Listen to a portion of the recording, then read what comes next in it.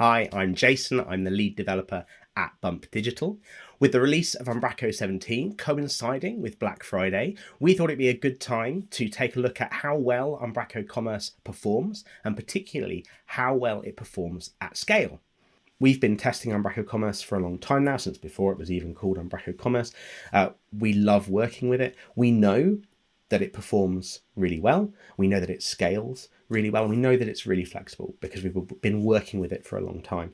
For V17, we're really excited because there's a huge performance increase that we're really excited about. So we've been testing this site. This is the Umbraco Commerce demo store. You can download this from GitHub and put the site through its paces. And what we do is we use a tool called K6 to basically run a load of orders through the site really quickly, just to see how many orders it can handle.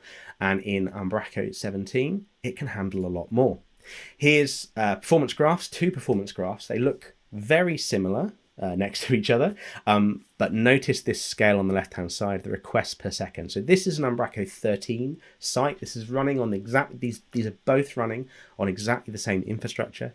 So this is a P1v4, the new premium infrastructure in Azure, which we recommend for all Umbraco instances, and an S3 database. Look at this. So at about 120 requests per second, we can see performance start to degrade on this Umbraco 13 Umbraco Commerce installation.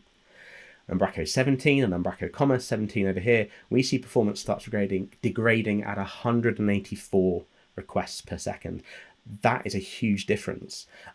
We've done the maths. It's about a 35% increase in performance overall. If we look at the performance reports for this, so in Umbraco 13 in our test with 300 virtual users, you can look at the K6 docs to try and work out what virtual users means. It's a bit nuanced there. 50,000 requests versus 68,000 requests in Umbraco 17. That is huge. And we can see here the iterations, so it's the number of orders that are completed in that test. 3,600 versus 4,800. That's not the maximum rate you can expect, even on this infrastructure. That's the average across that ramping test. So expect to see higher. We are really excited about these results. This is 35%. Maybe if we're running in Azure, we can drop an instance size, we can save money. It's going to be more sustainable. We know it's going to then handle more traffic better. We know it's going to scale better and be more flexible. So yeah, overall, we're really excited about this. We're confident. We were confident before. Like, we knew Umbraco Commerce was a great fit for pretty much any e-commerce store. If you've got an e-commerce site, Umbraco Commerce is a great fit for it. It's flexible, it's scalable. On Umbraco 17, it's even better than it's ever been before.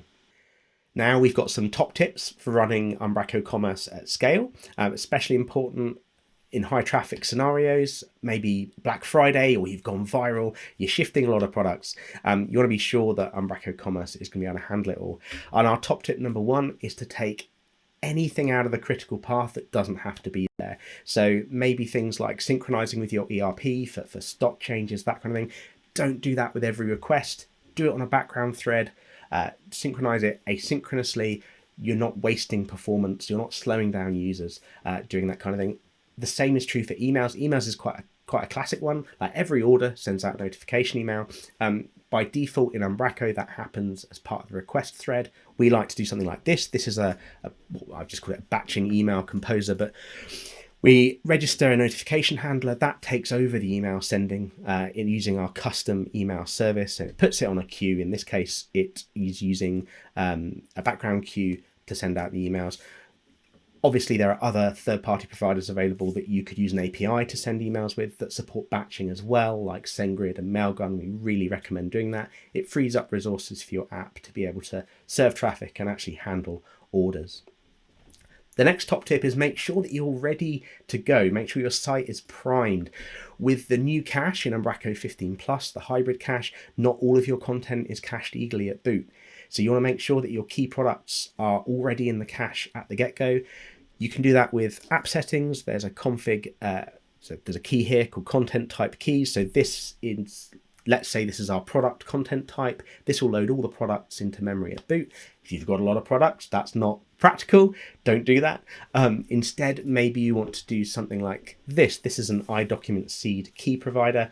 This is what Umbraco uses to seed the cache at boot as well. And you can provide, use any service you like really, to provide a list of IDs that Umbraco should cache. So we've got a trending product service here that's just providing a list that Umbraco can then use.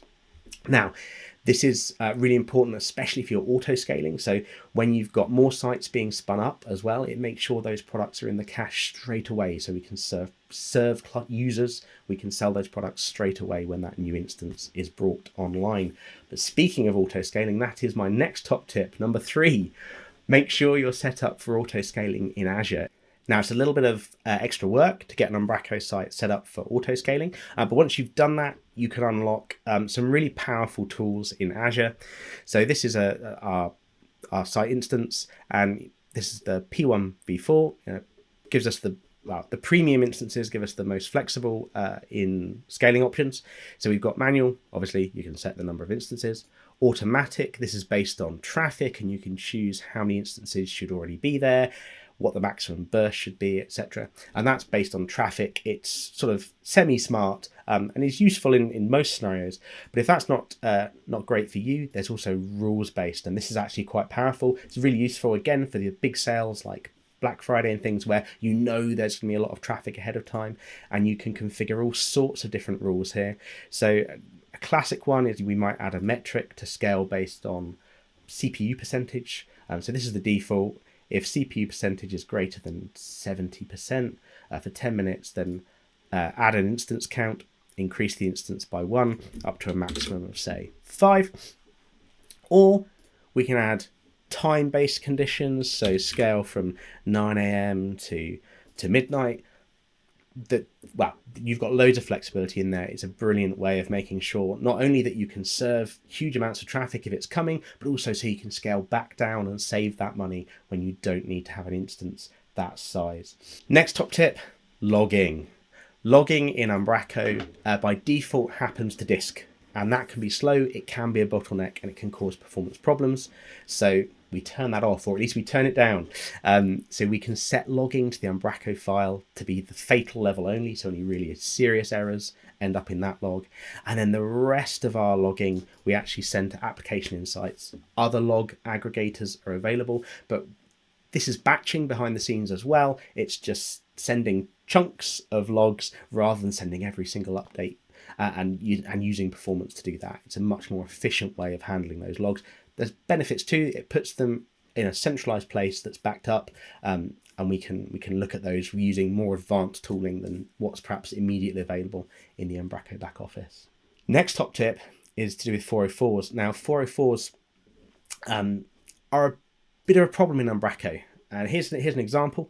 So this is application insights for this app we've got running. We can see here we've got a 404 or a URL that's 404 in here. Products good and proper. Ion Buddha. Someone spelt Ion Buddha wrongly in a link somewhere, and we're getting traffic to that. The problem with this is, and if we drill into this and have a look, the problem with this is that every time someone hits that 404, we're hitting the database twice. Now, if this is a high traffic site that's serving a lot of orders, you've got Umbraco Commerce, using a lot of SQL at the same time, we don't want to be wasting SQL queries on 404s.